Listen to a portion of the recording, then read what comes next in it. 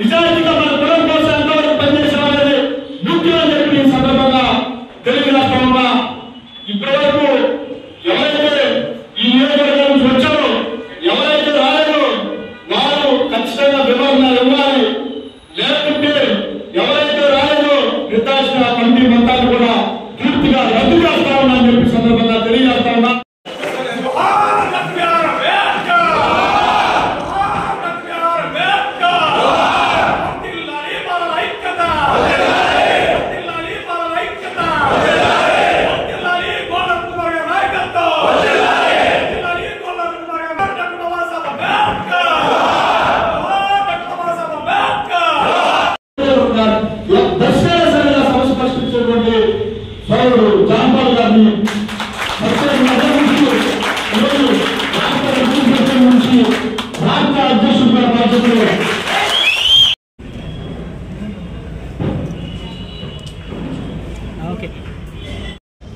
ఈరోజు మాల మహానాడు రాష్ట్ర కార్యవర్గ సమావేశం గుంటూరు జిల్లా అధ్యక్షులు దారా హేమప్రసాద్ గారి అధ్యక్షతన చేయడం జరిగింది. ఈ కార్యక్రమంలో కొన్ని ముఖ్య నిర్ణయాలు కమిటీకి సంబంధించి రాష్ట్ర కమిటీ, జాతీయ కమిటీ నిర్ణయించడం జరిగింది. దానిలో భాగంగా గతంలో రాష్ట్ర వర్కింగ్ ప్రెసిడెంట్గా పనిచేసినటువంటి గోదా జాన్పాల్ గారిని రాష్ట్ర అధ్యక్షులుగా నియమిస్తూ జాతీయ కమిటీ నిర్ణయించడం జరిగింది. వారికి అభినందనలు జేబీ తెలియజేస్తూ రానున్న రోజుల్లో గ్రామ స్థాయిలో, జిల్లా స్థాయిలో, రాష్ట్ర స్థాయిలో కమిటీని ముందుకు తీసుకెళ్లాలని, జాతి కోసం మనపై ఎక్కడ అన్యాయం జరిగినా కూడా అండగా నిలబడి పోరాటం చేయాలని ఈ సందర్భంగా వారిని కోరుకుంటూ, ఇక ఈ రాష్ట్రంలో మాలల రాజకీయ చైతన్య పరిస్థితి గురించి మాట్లాడదలుచుకున్నా. అన్ని రాజకీయ పార్టీలు కూడా ఇప్పుడున్నటువంటి అధికార పార్టీ కానీ, ప్రతిపక్ష పార్టీ కానీ రాష్ట్ర విభజన జరిగిన తర్వాత అత్యధిక శాతం కలిగినటువంటి మాల సామాజిక వర్గాన్ని అణిచివేస్తూ ఉంది.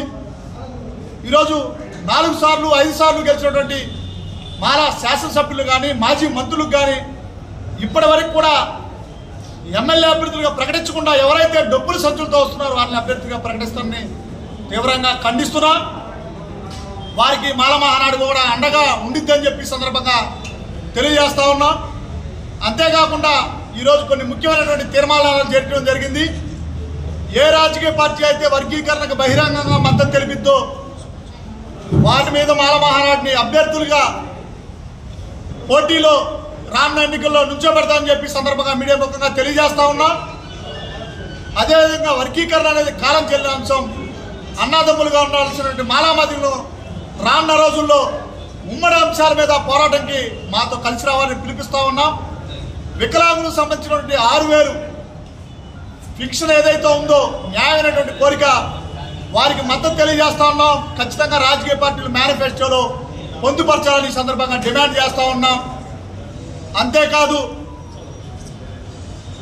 కేంద్రంలో ఉన్న బీజేపీ ప్రభుత్వం వర్గీకరణ అనుకూలంగా తీసుకున్న నిర్ణయాన్ని ఉపసంహరించుకోవాలని ఈ సందర్భంగా డిమాండ్ చేస్తా ఉన్నాం. అత్యున్నతమైనటువంటి సుప్రీంకోర్టు ఇచ్చినటువంటి తీర్పును గౌరవించాలని ఈ సందర్భంగా వారిని కోరుతా ఉన్నాం. ప్రైవేట్ సెక్టర్లో రిజర్వేషన్లు కల్పించాలని, పెరిగిన జనాభా ప్రాతిపదికన రిజర్వేషన్ పెంచాలని, రానున్న ఎన్నికల్లో కూడా పెరిగిన జనాభా ప్రాతిపదికన అన్రిజర్వ్డ్ సీట్లలో కూడా మాలలకి ప్రాధాన్యత కల్పించాలని, పెరిగిన జనాభా ప్రాతిపదికన 70%, 17%గా ఉన్నటువంటి 70 లక్షల మంది మాలలకి 20 అసెంబ్లీలు, 4 పార్లమెంటు స్థానాల్లో అవకాశం కల్పించాలని సందర్భంగా రాజకీయ పార్టీలకు డిమాండ్ చేస్తూ ఉన్నాం.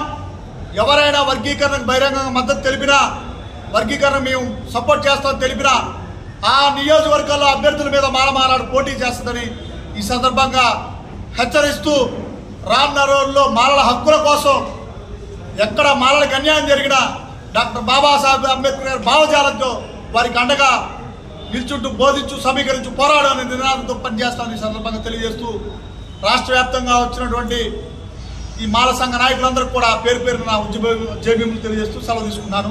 జై భీమ్, జై భారత్. జై భీమ్. ఈనాటి మాల మహానాడు జాతీయ అధ్యక్షులు గోళ్ళ అరుణ్ కుమార్ గారి కమిటీ రాష్ట్ర కార్యవర్గ సమావేశం ఆంధ్రప్రదేశ్ గుంటూరు జిల్లా స్థానిక అంబేద్కర్ భవనంలో ఏర్పాటు చేయడం జరిగింది. ఈ యొక్క అంబేద్కర్ భవనంలో జరిగినటువంటి రాష్ట్ర కార్యవర్గ సమావేశంలో ప్రధానంగా జాతీయ అధ్యక్షులు వారు కొన్ని తీర్మానాలు చేయడం జరిగింది.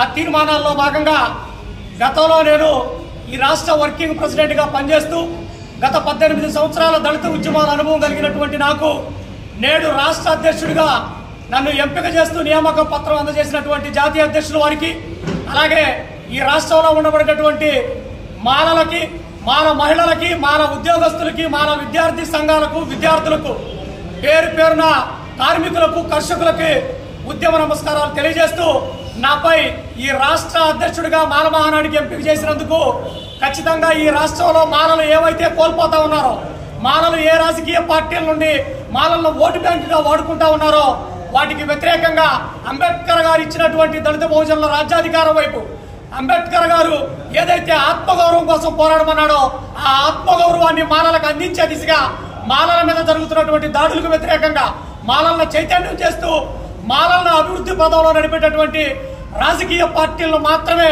దగ్గరుంటాయి. అలా కాకుండా మాలలను ఓటు బ్యాంక్ గా వాడుకొని రాజకీయాల్లో దూరంగా పెట్టాలని చూస్తున్నటువంటి అన్ని రాజకీయ పార్టీలకి తగిన బుద్ధి చెప్పే విధంగా వర్గీకరణకు మద్దతు తెలిపేటటువంటి ఏ రాజకీయ పార్టీనైనా వ్యతిరేకిస్తూ ఆ రాజకీయ పార్టీల అంతం మాలల పంతం అనే నినాదంతో ఈ రాష్ట్రంలో పెనుమార్పులు మాలలకు తీసుకురావడం కోసం నూతన కమిటీని ఏర్పాటు చేయడానికి ప్రతి జిల్లాలో మళ్ళీ సన్నాహ సమావేశాలు ఏర్పాటు చేస్తానని మాలల హక్కుల కోసం